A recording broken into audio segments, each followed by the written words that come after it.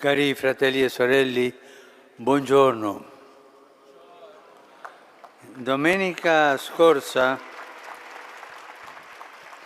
abbiamo fatto memoria dell'ingresso di Gesù in Gerusalemme tra le acclamazioni festose dei discepoli e di molta folla.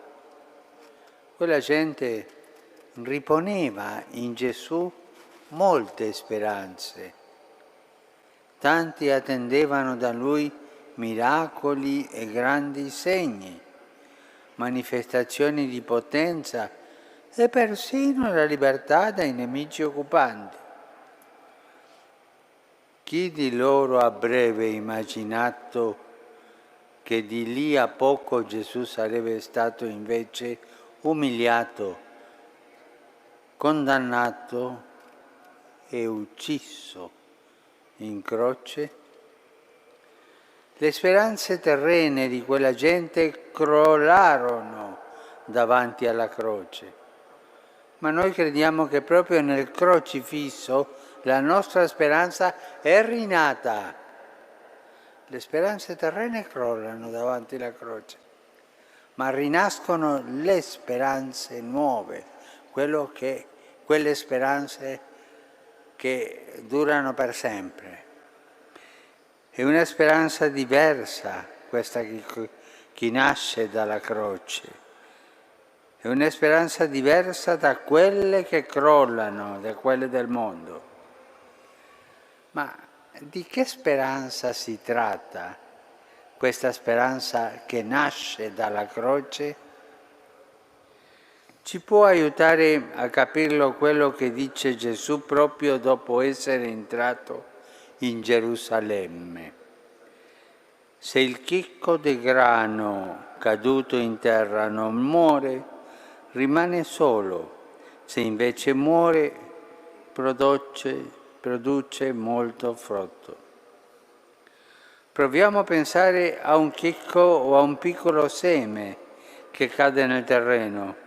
Se rimane chiuso in se stesso non succede nulla.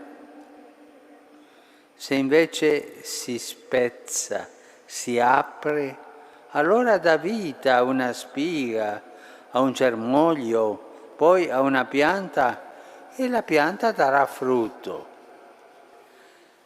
Gesù ha portato nel mondo una speranza nuova e lo ha fatto alla maniera del seme. Si è fatto piccolo, piccolo, piccolo, come un chicco di grano. Ha lasciato la sua gloria celeste per venire tra noi. È caduto in terra, ma non bastava ancora. Per portare frutto Gesù ha vissuto l'amore fino in fondo, lasciandosi spezzare dalla morte come un seme si lascia spezzare sottoterra.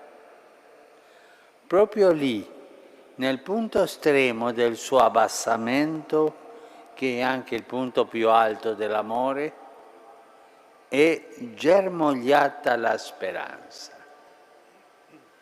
Se qualcuno di voi mi domanda come nasce la speranza, dalla croce. Guarda la croce, guarda il Cristo crocifisso e da lì ti arriverà la speranza che non sparisce più, quella che dura fino alla vita eterna. E questa speranza è germogliata proprio per la forza dell'amore, perché l'amore che tutto spera, tutto sopporta, l'amore che è la vita di Dio ha rinnovato tutto ciò che l'ha raggiunto. Così a Pasqua Gesù ha trasformato, prendendoli su di sé, il nostro peccato in perdono. Ma sentite bene come è la trasformazione che fa la Pasqua. Gesù ha trasformato il nostro peccato in perdono, la nostra morte in resurrezione, la nostra paura in fiducia. Ecco perché lì, sulla croce, è nata e rinasce sempre la nostra speranza. Ecco perché con Gesù ogni nostra oscurità può essere trasformata in luce, ogni sconfitta in vittoria, ogni delusione in speranza. Ogni. La speranza supera tutto, perché nasce dall'amore di Gesù che si è fatto come il chicco di grano in terra. È morto per dare vita e di quella vita piena di amore viene la speranza. Quando scegliamo la speranza di Gesù, a poco scopriamo che il modo di vivere vincente è quello del seme, quello dell'amore umile. Non c'è altra via per vincere il male e dare speranza al mondo. Ma voi potrete dirmi, no, è una logica perdente. Sembrerebbe così, che sia una logica perdente, perché chi ama perde potere. Avete pensato a questo? Chi ama perde potere.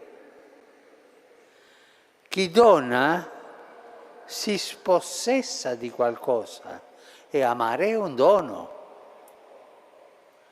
In realtà la logica del seme che muore, dell'amore umile, è la via di Dio e solo a questa dà frutto. Lo vediamo anche in noi. Possedere spinge sempre a volere qualcos'altro.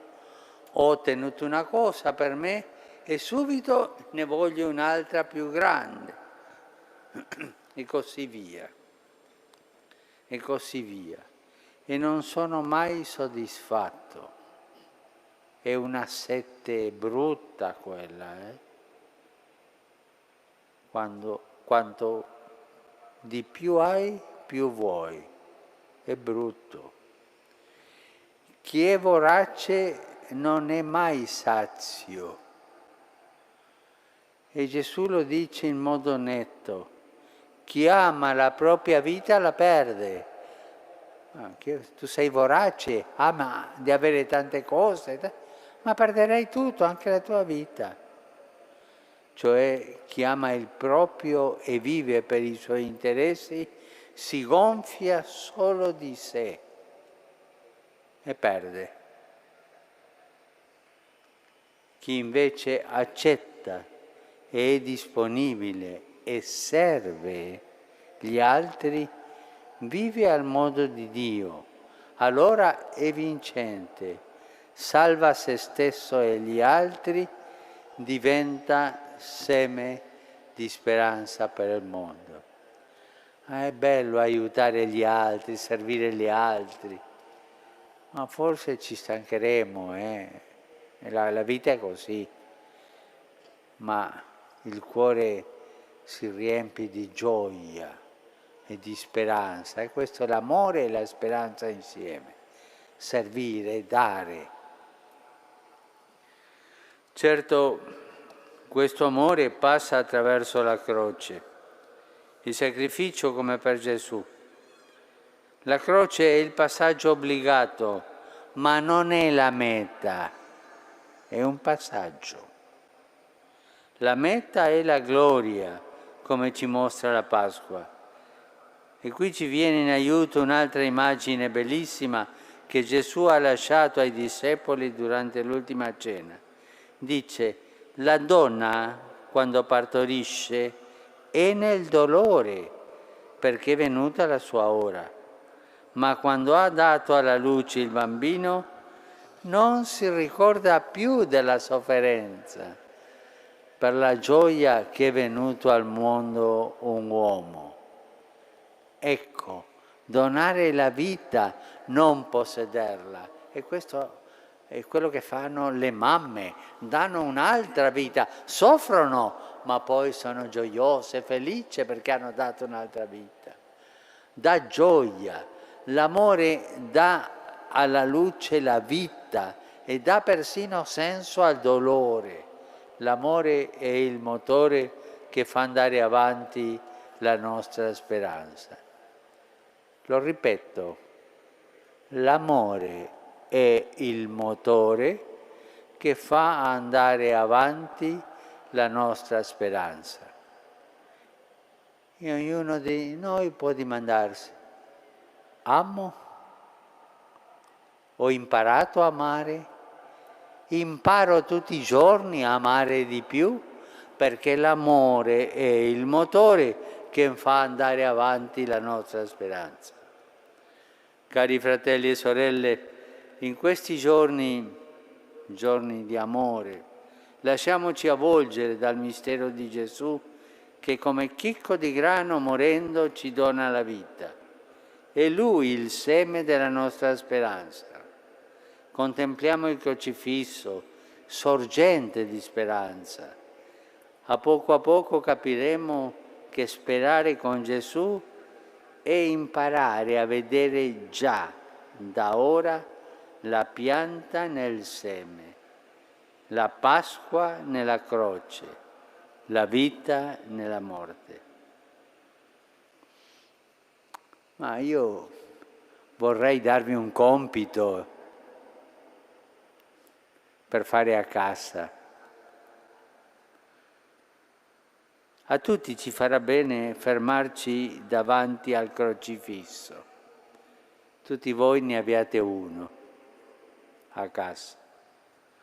Guardarlo e dirgli: con te niente è perduto, con te posso sempre sperare, tu sei la mia speranza. Immaginiamo adesso il crocifisso e tutti insieme diciamo a Gesù crocifisso per 3 volte: tu sei la mia speranza. Tutti, tu sei la mia speranza. Più forte, tu sei, più forte, tu sei la mia speranza. Grazie.